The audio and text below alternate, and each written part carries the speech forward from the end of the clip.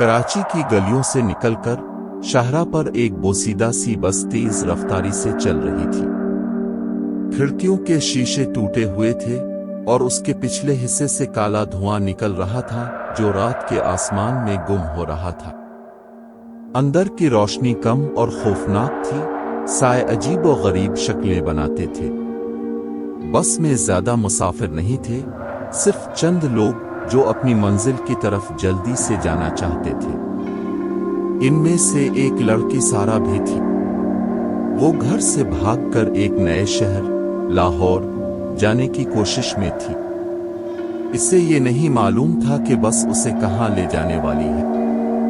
कुछ देर बाद बस एक छोटे से गांव के कब्रिस्तान के पास रोकी।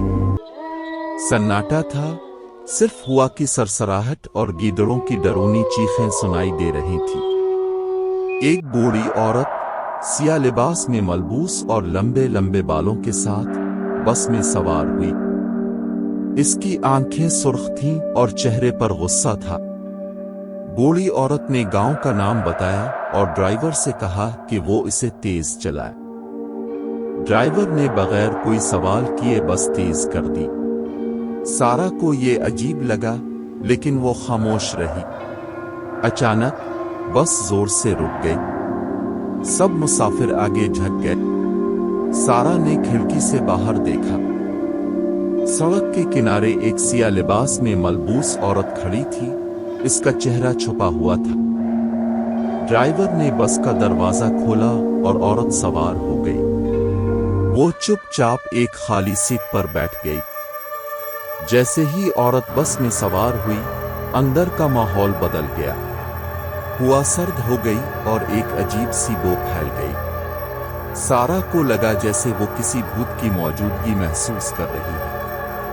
थोड़ी देर बाद नई मुसाफिर चीखने लगी, एक तेज खौफनाक चीख। सारा ने देखा कि औरत की जगह अब एक सिया कौवा बैठा हुआ है। इसकी आंखों में शैतानी चमक थी। कौवा चीखता रहा और बस तेज रफ्तारी से चलती रही। सड़क खत्म हो चुकी थी और अब वो एक तारीक जंगल में घूम रही थी। दरख्तों की शाखें खिड़कियों से टकरा रही थीं और अजीब व गरीब आवाजें सुनाई दे रही थीं। एक एक करके बस में सवार होने वाले मुसाफिर चीखने और गायब होने लगे। सारा समझ गई कि ये कोई आम बस नहीं है, बल्कि एक डाइन की बस है जो लोगों को गायब कर रही है। वो डर से कांप रही थी, लेकिन इसने हिम्मत ना हारी।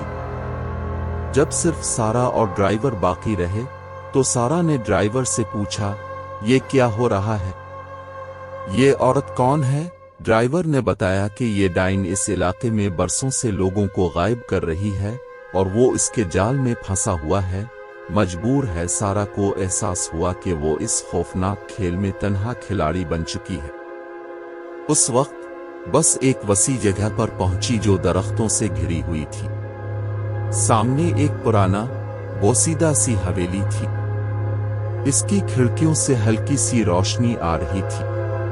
सारा जानती थी कि यहां से निकलने का वाहिद रास्ता लड़ना है।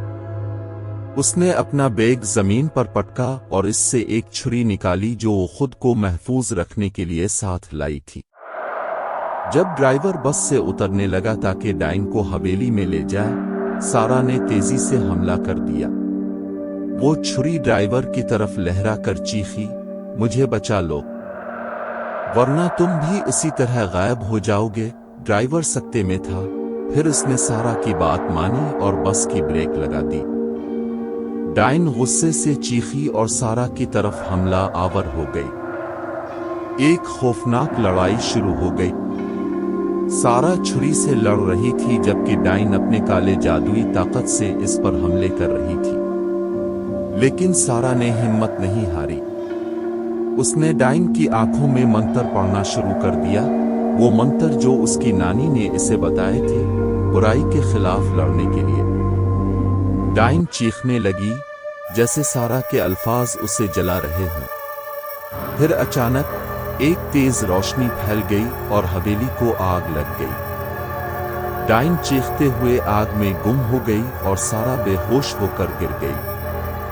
جب سارا ہوش میں آئی تو وہ ہسپتال میں تھی۔ ڈرائیور بھی اس کے پاس ہی بیٹھا تھا۔ اس نے بتایا کہ پولیس نے جائے وقوع سے بس اور جلی ہوئی حویلی کے سوا کچھ نہیں پایا۔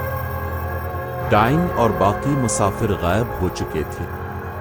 سارا کبھی بھی مکمل طور پر اس خوف سے نہیں نکلی، لیکن وہ زندہ تھی اور یہی کافی تھا۔ وہ جانتی تھی کہ اس نے ایک ڈائن کو شکست دی ہے اور اس کی کہانی ایک پیغام تھا، برائی کے خلاف لڑنے کا۔